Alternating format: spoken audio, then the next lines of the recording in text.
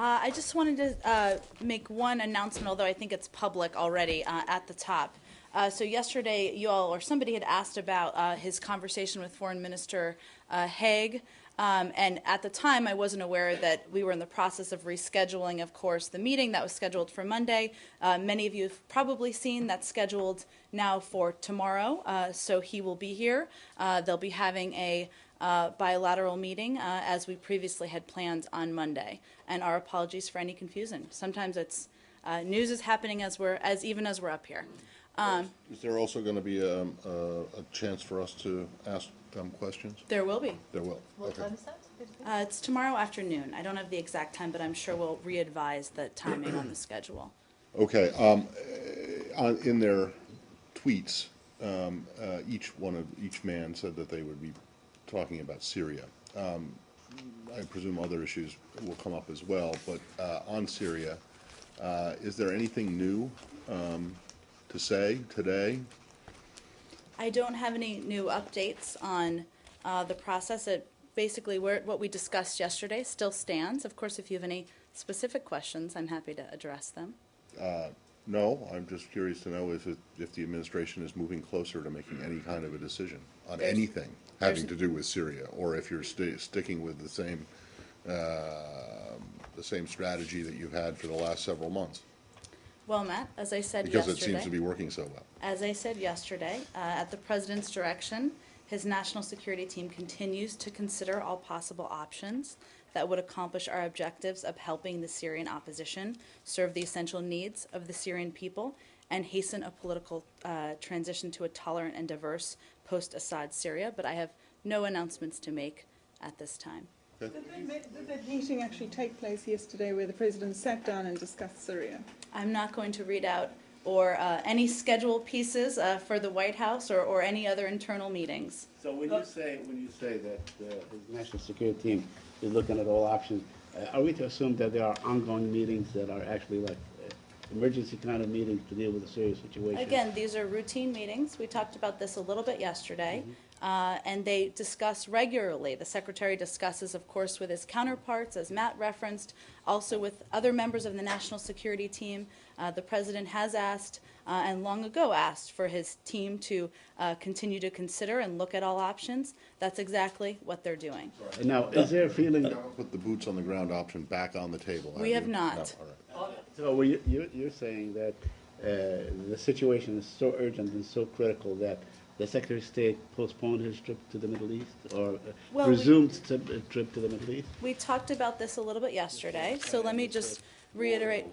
More than a little bit. So let me briefly, to save everyone else a little bit, let me just briefly reiterate what I said, which is that as the Secretary of State, he needs to balance his obligations, whether that's traveling overseas and meeting with his counterparts, or being here and working with the national security team, advising the President as needed. And he made a decision to be here in Washington for a variety of meetings. But beyond that, I don't have anything specific on the meetings. And lastly, I promised the last question. Now, does that mean that there's been a backtracking by the Secretary of State from, let's say, a week ago when he said that we have come to Syria too late?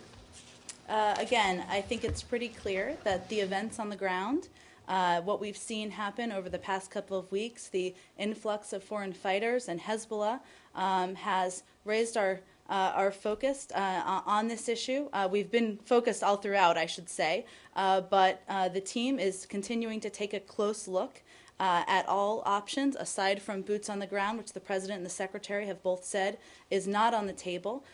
So that is what they're focused on. I'm sorry, there were things that were promised back in April, like trucks and communication gear and so on, that have not been delivered apparently because of some bureaucratic hang-ups. Well, 127 million of the 250 in non-lethal aid is in train, which means it's in process or being distributed to the various places with the opposition. The majority of it is coordinated through the ACU, and it goes to a variety of programs.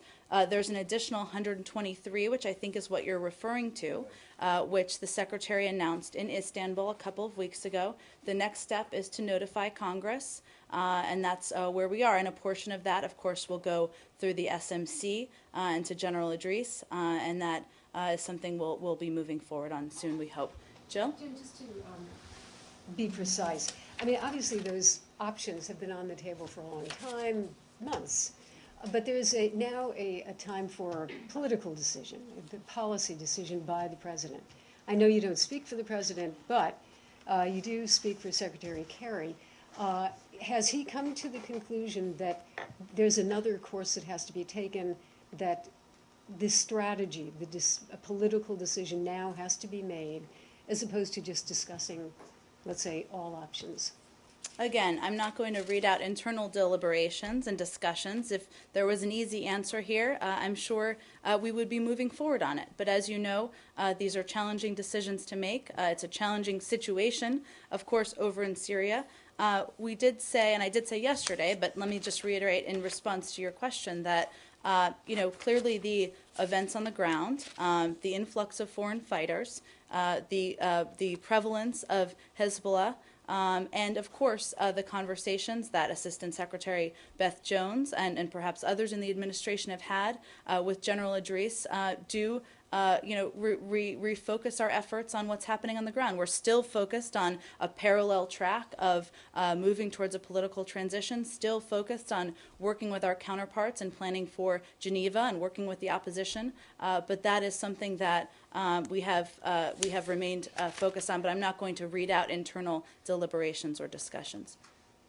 Still on Syria, the French Foreign Ministry has just said that it would be very difficult to organize Geneva too, given the fact that the opposition is very weak. You said basically the same yesterday when you said that the political process cannot happen in a political vacuum. Do you still believe that Geneva too will take place? Well, we remain focused on planning it. When the Secretary and Foreign Minister Lavrov announced last month plans for the Geneva conference, they said it would be convened as soon as practical, which means as soon as it is determined that it's in partnership with the UN and with other international partners, we have done the necessary preparations to bring the parties together and move forward towards a political solution. This isn't a box-checking process or exercise, and this is something that, as you highlighted, clearly the opposition and representatives from the opposition are a key component of the participation here. As you know, they are also working towards their elections and electing leadership, and that certainly will impact the timing of the conference. Sorry, what did you just said? This is not a box-checking process or exercise? Correct. Well, meaning we're not just going to have the conference to have the conference. You said as soon as practicable, so As you have a bunch of boxes that need to be checked off to make it practicable, right? Otherwise, I mean, then there's no criteria for having this conference, right? Well, it's a figure of speech, Matt. Well, I but understand that, what but I was, I mean, what I was, let me explain to you what I was If the opposition isn't conveying. organized or won't come, that is a box that has not been checked, and you have to check that box to Maybe have the we're talking conference, about right? different lists of box checking. What I was referring to was we're not going to have the conference just to have the conference. We're going to have the conference to move forward towards Right. a political transition, and we want to make sure the environment is ripe to do just that. But to what extent does the fact that the Assad regime is gaining ground now in the fighting in Syria make it less probable that they will actually agree to come to a conference? There's no incentive for them at the moment to do so. If they're gaining on the ground, do they think that they will eventually win? To what extent is that going to complicate your efforts to get this conference together? Well, obviously both sides' participation is a key component of the conference, which is why we want to do it when the opportunity is ripe to bring those sides and bring key partners together. The political process, while we are focused on it, while we still believe it's absolutely the best process to a transition, can't be done in a vacuum, which is also why we are continuing to discuss internally here and discuss with our allies and partners around the world additional ways to help the opposition. So would you say at the moment the opportunity is not ripe for such a conference to take place? Well, I said last week that we were now targeting July for this. We're going to continue to work toward that. Counterparts from here and from the UN and from Russia will meet next week or the week following, I should say, to continue to discuss, and we'll go from there. Do you believe it could slip beyond July into August or the back end of the summer? I don't want to speculate on that now. Obviously, we want to do it when it's the right time to do it. Wouldn't it be more prudent for the opposition to go now as quickly as possible before they lose total ground, and the regime would lose total interest in really talking to the opposition once they sort of have hegemony over the whole country. Don't you think so? Well, I don't want to speak for the opposition, but it is important for them to elect leadership so we know who the representatives will be and who we'll be talking with, and that is, as I understand it, the next step on their agenda. But wouldn't you counsel them to think along those lines, though, that, you know, the sooner the better? Well, we've continued to counsel them privately, but also publicly, on the importance of strengthening, uniting the opposition, electing leadership. They did just expand their membership just in the past couple of weeks, which was a step forward. There's more they need to do, and we continue to work with them in the appropriate way to do just that. Jen, can I encourage us to think outside the box for a moment? Absolutely. Maybe take a sort of 30,000-foot view of this. For more than 2 years now, it has been the publicly declared objective of the United States government to see President Assad removed from power. That objective remains unmet. So I ask you, which of the only two possibilities obtains here? Either that the policy crafted to achieve that objective has been inept, or that the objective itself lies outside American capabilities. And no matter what policy we would have employed, it wouldn't have happened. Well, I'm not going to accept, to no surprise, your options. What I will say is that, one, this has never been just an American objective. This is a global issue. This is one of the worst crises happening in the world right now. That's why there are so many countries who have stakes involved here, who feel committed, just as the United States does, to helping move towards a political transition, to help the Syrian people, help end the suffering at the hands of the Assad regime. This is not easy. It's been challenging. There's no question of that. The Secretary feels that. Many people in the administration feel that. And there have been ups and downs, certainly, in this process. But the alternative... When were the ups? Well, this is not an easy thing, James, moving an opposition, moving to not only unite but elect leadership and confront a regime that has been strong and has been united from the beginning. So they have made gains on the ground over the course of the last 2 years, and they are continuing to work towards uniting as a political organization, and we continue to encourage that. So you would argue that the Obama administration's policies on the Syrian conflict over the past 2.5 years have been a success? Well, James, we've continued to support and work with the opposition. Our focus has been not on giving ourselves a grade on this, but on doing what is necessary and what is possible to help the opposition on the ground, to help end the suffering of the Syrian people. As you've seen over the past couple of months, we've not only increased our aid, we've continued to provide, go from humanitarian to non-lethal assistance. We're going to now be working with General Idris to provide aid to the SMC and to the opposition. We're working with them on the political front. The stakes are too high here not to continue to work hard every day on doing what's possible to help. That's what our focus is on. So on the Brigadier General Idris, he's saying, which you addressed yesterday, he's saying that if we don't receive arms and training and equipment and so on, we will not go to Geneva. Doesn't that strike you like a little bit of blackmail? I would not qualify it that way. I mentioned yesterday that we have spoken with General Idris. I know other countries have spoken with him as well about his concerns about what's happening on the ground. We continue to listen to him and hear what he's saying and continue to consider all options. Jill? Other subject? Are we done with Syria? Okay. We'll go back to you first, The Jill. UN is talking to Germany, and then I saw a report, it might have been the LA Times, on resettling Syrian refugees in the US. Is that report accurate in any way? Are those discussions going on? Well, we talked about this a little bit yesterday. We do, the United States, first of all, resettles more refugees than any other country. We encourage other countries to do the same. The preferred option for refugees is typically going back to their home country when it is safe. The UN has recently determined that resettlement should play a larger role in its response to the situation in Syria, and the United States is prepared to respond and will encourage others, of course, as I said, to do the same.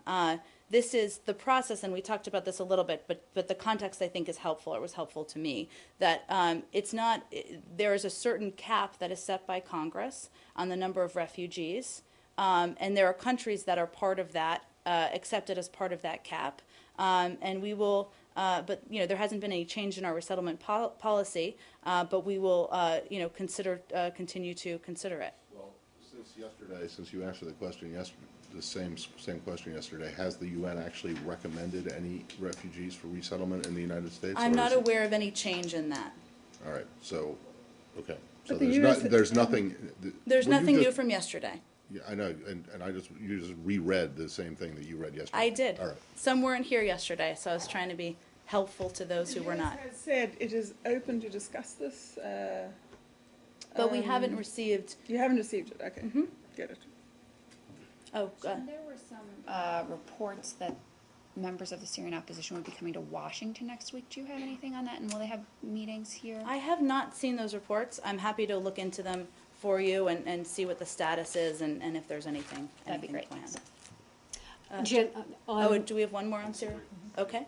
Sorry, Joe. Specify if an idea of supplying the rebels with heavy weaponry, such as artillery pieces, anti-tank weaponry, anti-aircraft weaponry, is among those considered by the administration now? Again, I'm not going to get into options under consideration, and I don't have any announcements to make.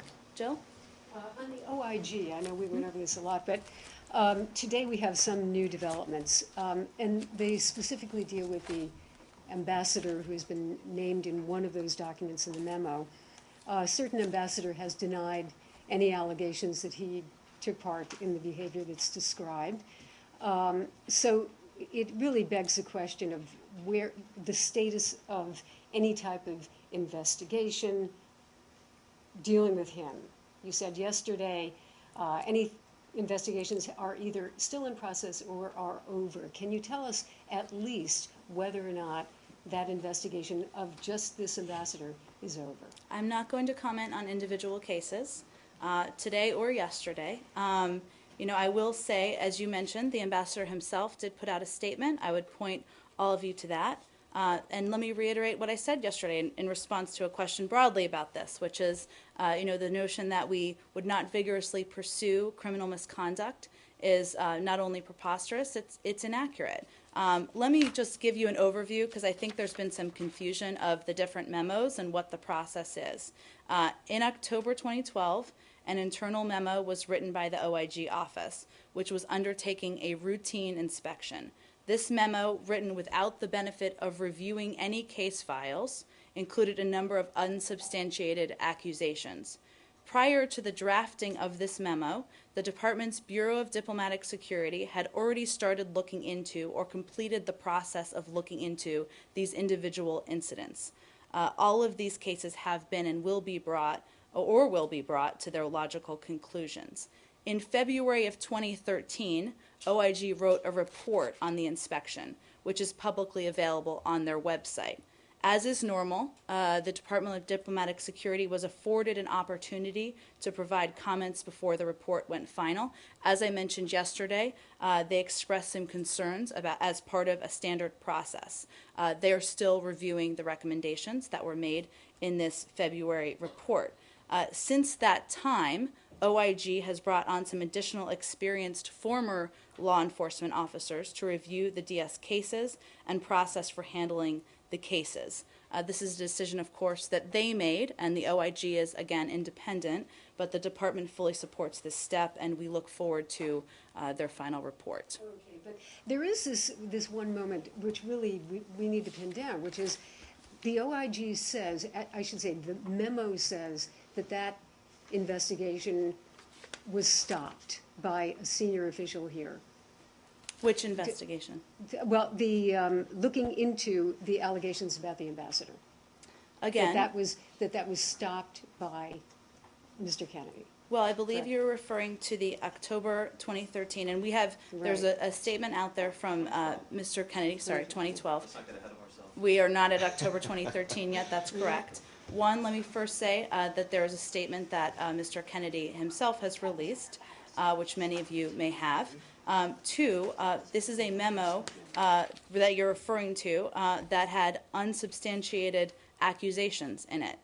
This is a case where we are, of course, take every allegation of misconduct seriously, and we investigate them thoroughly. That's exactly what we're doing and are in the process of doing or have completed doing in all of these cases. But these accusations are not, these are accusations and not conclusions, and that's why this process will be seeing it through. Also, just to go more specifically to your question, Jill, the February 2013 memo, which again is publicly available on their website, a report, I apologize, a report publicly available on their website. The Department of Diplomatic Security expressed some concerns about what was included in there, including a reference, and I talked about this a little bit yesterday, to the lack of a firewall, and they are conducting the next stage in their process here of their review to look at the processes here that took place, and we will see that through. Okay, but again, getting back to the ambassador, if he is still in place, he's still working, doesn't that imply that that investigation is over if he can remain in his position? Again, I'm not going to speak to the status of any of these investigations or any individual cases. Of course, we look into every allegation that is made seriously. We would take every allegation seriously, but I'm not going to outline the status of those or any individual cases from here. My understanding is that the allegations, which were reasonably serious against the ambassador, have actually been proved to be false, and he's been completely exonerated. Wouldn't it be better for you to say publicly that that is the case? Well, as a matter of policy, I'm just not going to talk about personnel processes or reviews that have gone on But or are surely ongoing. not talking about it undermines his position. I mean, I'm aware of the statement. I've seen the statement that the ambassador has put out himself. But it would be a show of confidence on the State Department's part to, if that is the case, if he's been completely exonerated of these accusations, just to say it, just to say they were false, and we've looked into it, and the matter is now closed. And I he has just utmost don't confidence. have anything more to add on any Well, then individual why don't cases. you just say that, why don't you try and answer this? You said that the October 2012 memo, which has been the basis for this, contained unsubstantiated allegations. To the best of your knowledge, are those allegations still unsubstantiated? I don't want to go through case by I'm not case asking or you make a case by case. sweeping. Well, you said they're unsubstantiated. Are they, after they were investigated, do they remain unsubstantiated? There are some investigations that are still ongoing, some that have been concluded. I Okay. just don't want to break down. I'm not going to break down individual cases from here. Okay, but there's some remain unsubstantiated, but others, there was something to them. Are you saying that? There are processes that are still ongoing, and I don't want to get ahead of any processes that are still ongoing. Well, just to clarify what you're saying to Matt, when you tell us that the memo contains unsubstantiated allegations, A, you agree that unsubstantiated does not mean untrue, correct? Well, it's disproving a negative, so of course let me just reiterate, we take every allegation seriously. Of course we would look into it.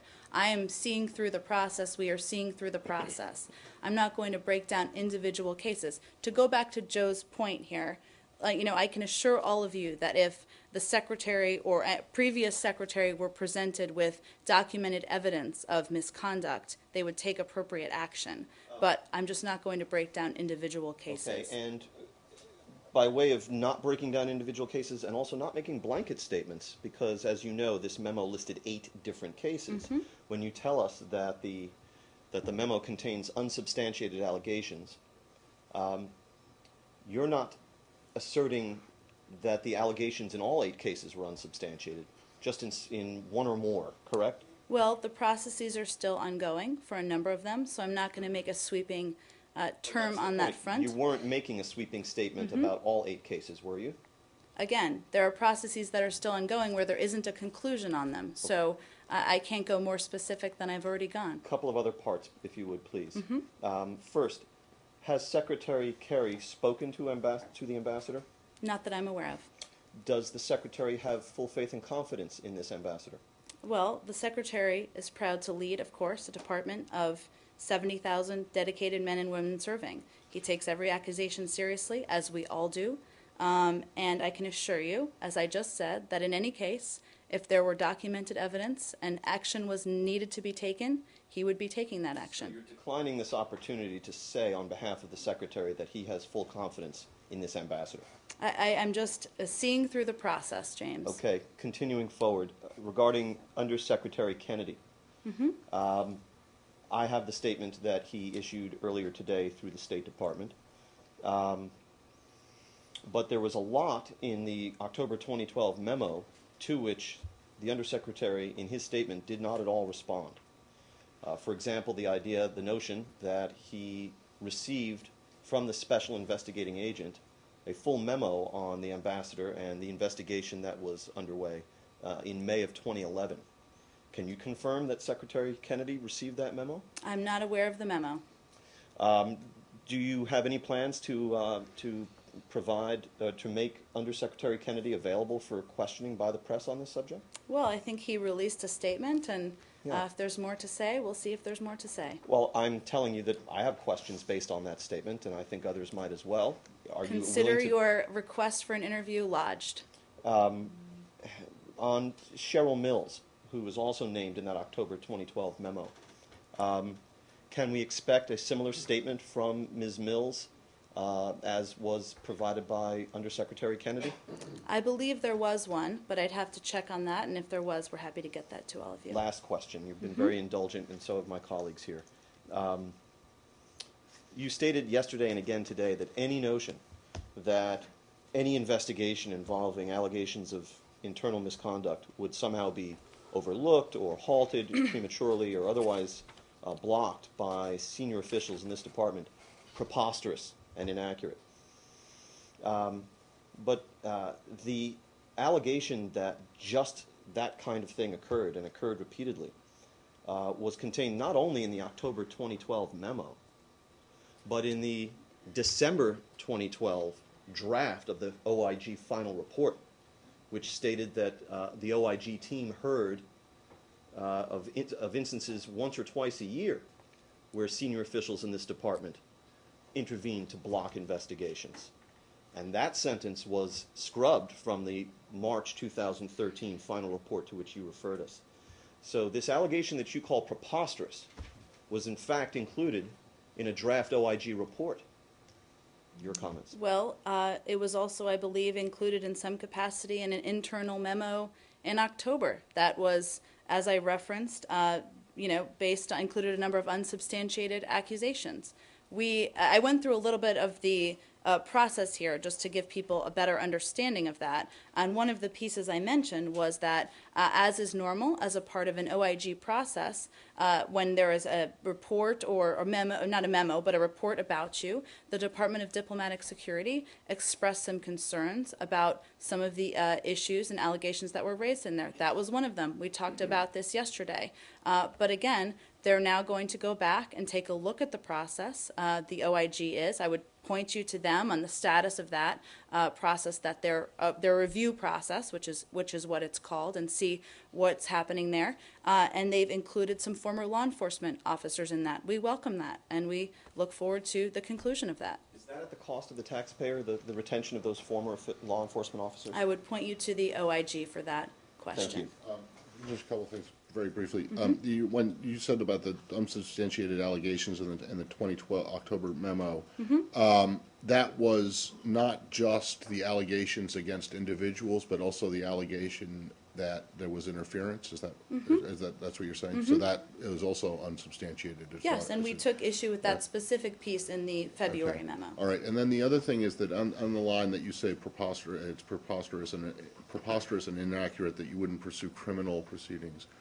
Are you aware if the allegations against the ambassador in question were criminal?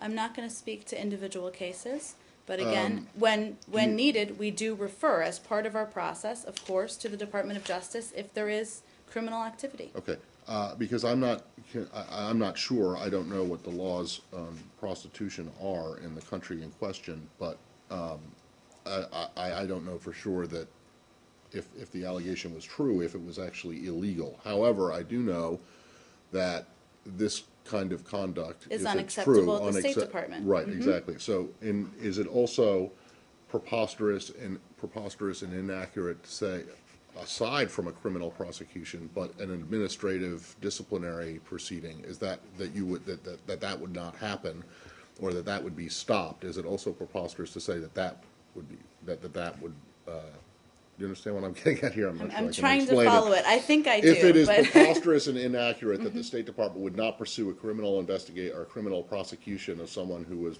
broken the law, or someone who there's evidence broke the law, is it also preposterous and inaccurate to say that the State Department would not pursue the appropriate administrative disciplinary action if warranted? Yes. So, Okay. and let me just, to your question, if you'll indulge me here for a moment. If we have proof an individual has engaged in acts that rise to criminal behavior, we'll seek to prosecute working with the Department of Justice. That's how that would work.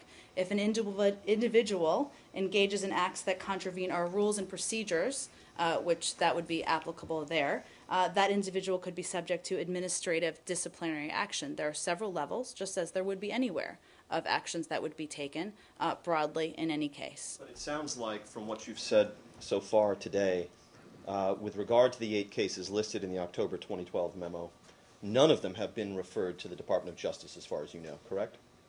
Not that I'm aware of, but again, I don't want to get to any individual cases.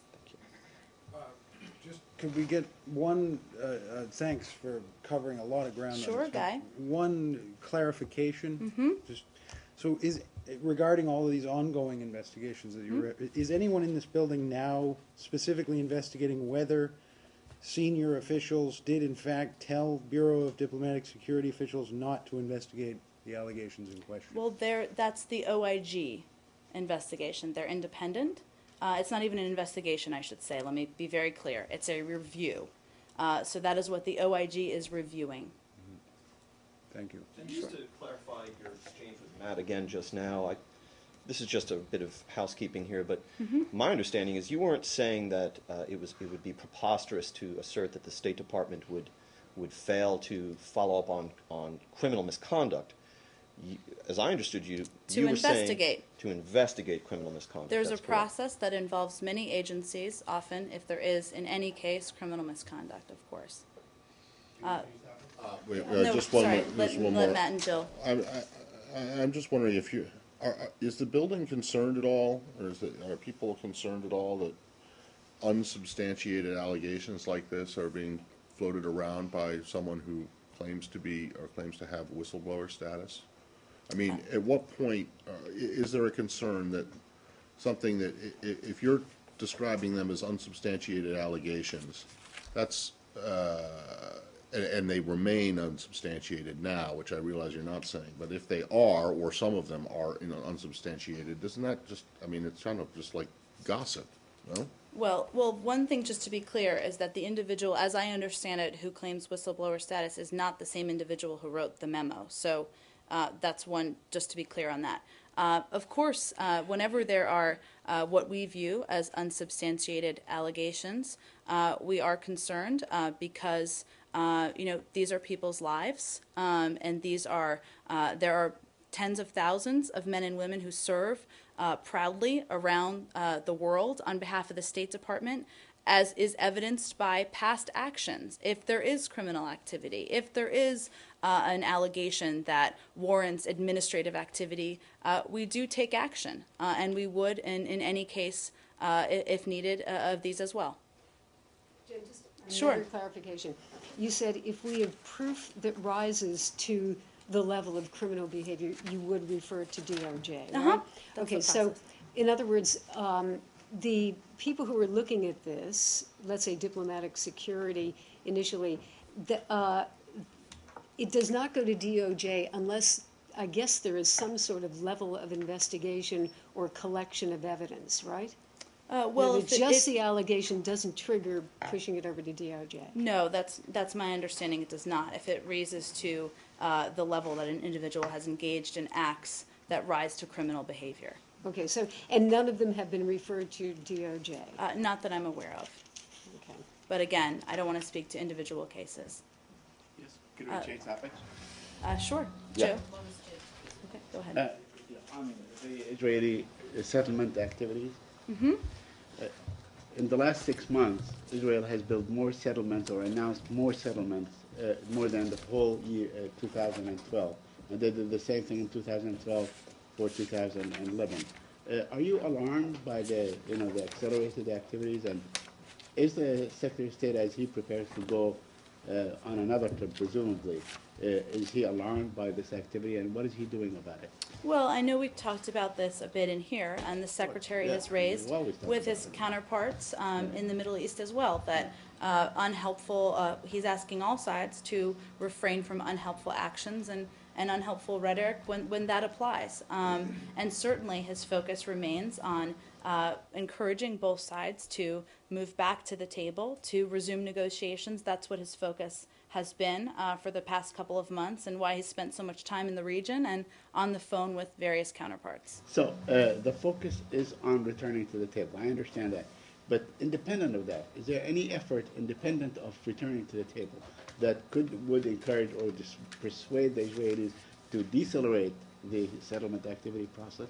Well, I think you'd have to speak to the Israelis No, on but that I question. mean, you are their benefactors. You are the most influential party with the Israelis. I would expect, or the world would expect, that you would do something with Israel. Well, again, we're just focused on encouraging both sides to resume, to move back to the negotiating table, to refrain from unhelpful behavior that would hurt the peace process or moving toward a peace So to process, I understand should say. clearly, you're saying that the only way to bring the issue of the settlement activity is through going back to the negotiating table. Well, we've always said our view is discussions without preconditions. Is there any news yet on when the Secretary's trip might be rescheduled? I don't have an update on that yet, Joe, unfortunately. I need to go back to the IG thing, Okay. just one second, but it has to do with the Hill. Okay. Congressman Royce put out a statement yesterday. He said he wanted to talk to Secretary Kerry about this. Do you know if that conversation has happened? I'm not aware of a conversation that's Do you happened. know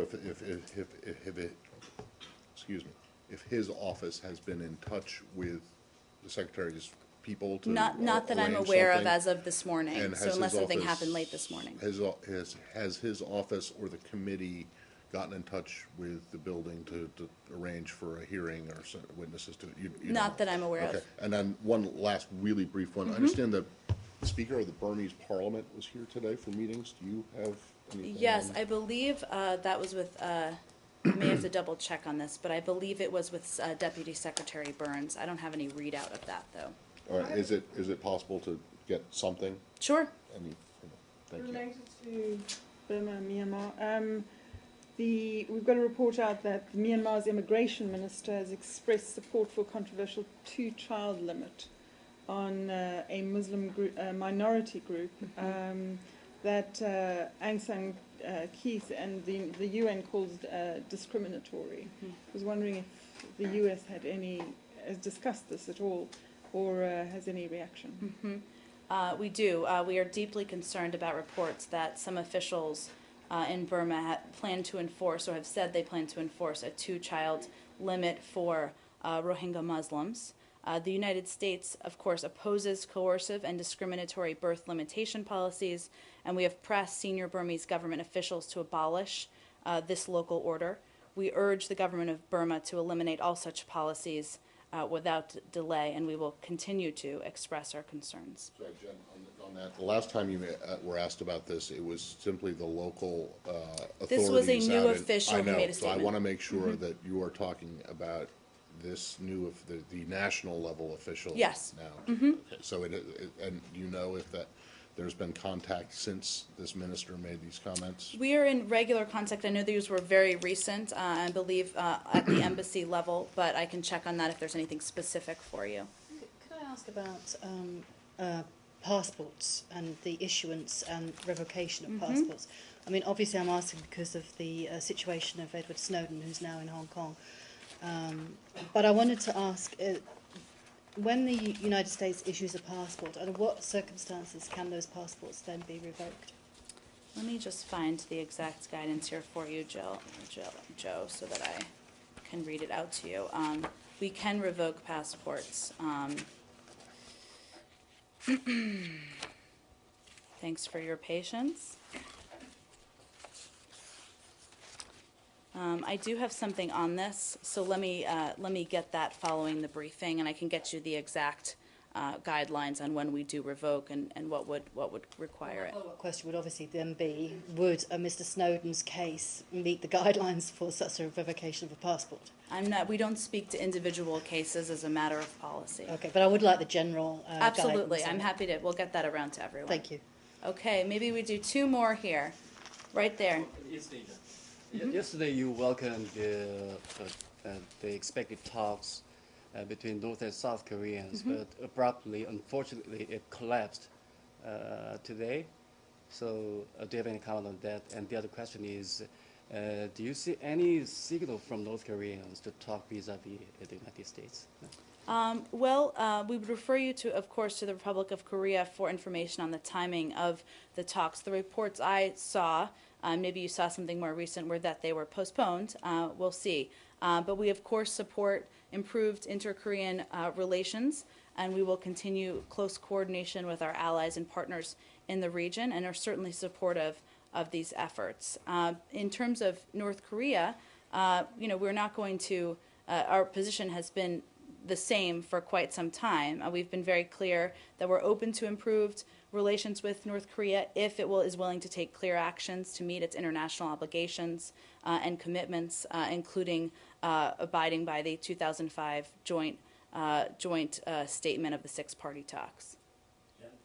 Could you comment on some news reports that are alleging that the Emir of Qatar, one of your biggest allies, is ready to step down at the end of this month? We've seen those reports. I know I was asked yesterday. I would simply refer you to the government on those specifics. I don't have anything more. Let's do one more. Let's see, Scott. You took a question from Camille yesterday about Sudan. Since then, South Sudan says that the Sudanese government has sent several thousand troops across the border into the south. Do you have any reaction to that? Do you believe that to be the case? I don't have any independent confirmation of that. I do have something else that may be helpful. I know one of the questions was about our contact with them since the Secretary met with both counterparts. On June 10th, Deputy Secretary Burns spoke by phone with Deng Alor Kul, the government of South Sudan's Minister of Cabinet Affairs. Also on June 10th, Ambassador Joseph Stafford, the charge of the Embassy of Khartoum, met with Ali Karti, the government of Sudan's foreign minister. Additionally, Ambassador Susan Page, U.S. Embassy Juba, has spoken with a number of South Sudanese officials. In all of those meetings, we expressed our deep concern at President Bashir's statement that Sudan will instruct oil companies to stop the flow of South Sudanese oil transported via Sudan's pipeline, and we urge Sudan to reverse their decision and for both Sudan and South Sudan to engage through agreed mechanisms, such as the Joint Political Security Mechanism and Petroleum Monitoring Committee, in order to address and to resolve issues related to security and support to rebels. Can you take the troops question? I'm happy to. Thank you. Sorry, do you have two ambassadors in Juba? Or I just believe one person has the title? Ambassador Susan Page, U.S. Embassy Juba. Let's see. I believe Ambassador Joseph Stafford is the charge, who also has an ambassador title, as sometimes happens in the Yes. Foreign Service. Thank you. Another Africa question? Sure. I don't know if it's crossed your radar, but on Mali, the government delegation and the separatist rebels have had an agreement in principle. This is quite a big development. That would allow planned elections in July over disputed Kidal region. Was wondering if you have reaction to this, whether you see this as a way to seal the democratic transition. We do. It is on our radar. After a short pause in discussions to conduct consultation with their leadership, we expect talks to resume today between the government of Mali and the Tuareg rebels. These discussions are focused on reaching a framework agreement that would pave the way for elections in the city of Kidal on July 28th, I should say. We hope that the current negotiations will set the stage for long-term national reconciliation. We call on the parties to conclude a framework agreement for elections in Kidal without delay. Thanks, everyone.